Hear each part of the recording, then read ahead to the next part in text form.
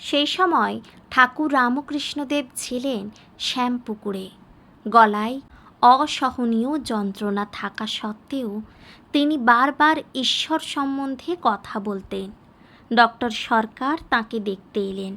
কিছুদিন তিনি ঠাকুরকে দক্ষিণেশ্বরের মন্দিরের পূজারী বলেই চিনতেন, কিন্তু ঠাকুরের সৎসঙ্গে ওনার আরও ধীরে ধীরে ঈশ্বর ভক্তি জাগরণ শুরু হলো। ঠাকুরের প্রতি প্রেমের ও সম্মানের এক অদম্য চৌম্বকীয় আকর্ষণে নাস্তিক ডক্টর সরকার বারবার ছুটে আসতেন ঠাকুরের কাছে। সেদিন তিনি জিজ্ঞেস করলেন। ডক্টর সরকার বললেন, আচ্ছা, আপনি এত কালি কালি করেন, বলুন তো কালি কে, তার প্রকৃতি কী? ঠাকুর বলছেন, কে জানে বাছা কালি আসলে কী? দর্শনের 6টি শাস্ত্রের কোনোটি তার রূপ উপলব্ধি করতে পারে না। কালী হলেন কালস্বরূপা, অর্থাৎ সময়েরই মূর্ত প্রতীক। এই জগতে কিছুই সত্যিকার অর্থে চিরন্তন নয়। একমাত্র চিরন্তন হলেন ব্রহ্মময়ী কালী। জীবন নিজেই ক্ষণস্থায়ী, আজ আছে কাল নেই, তাই তা সত্য নয়। মৃত্যুই সত্য, আর সেই মৃত্যুই কালী। জীবন নিজের পূর্ণতা লাভ করে কেবল মৃত্যুতেই।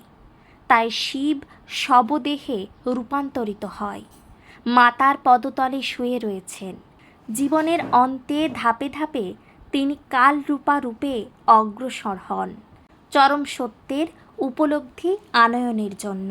সেই জন্যই মহাকালী সব সদৃশ্য শিবের উপর প্রতিষ্ঠিত হয়ে বিশ্বচক্রকে পালন করেন। ডক্টর সরকার আবারও বললেন, কিন্তু তিনি কালো কেন? ঠাকুর বলছেন, ওরে ডাক্তার, দূর থেকে সমুদ্রকে দেখলে কি রং দেখো? গভীর নীল। আর আকাশ, সেও গভীর নীল।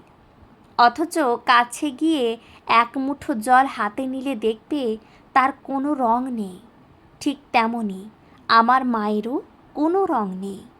দূর থেকে তিনি কালো বলে মনে হয়, কিন্তু কাছে এলে তিনি পরিশুদ্ধ, অবিভাজ্য চৈতন্য স্বরূপা। তিনি মহাবিশ্ব, আদি শক্তি, অনন্ত সত্তা। সেই অবিভাজ্য চৈতন্য সত্তাকে তিনি নানা অংশে বিভক্ত করে সবার মধ্যে বিতরণ করেছেন। এটাই মায়ের লীলা।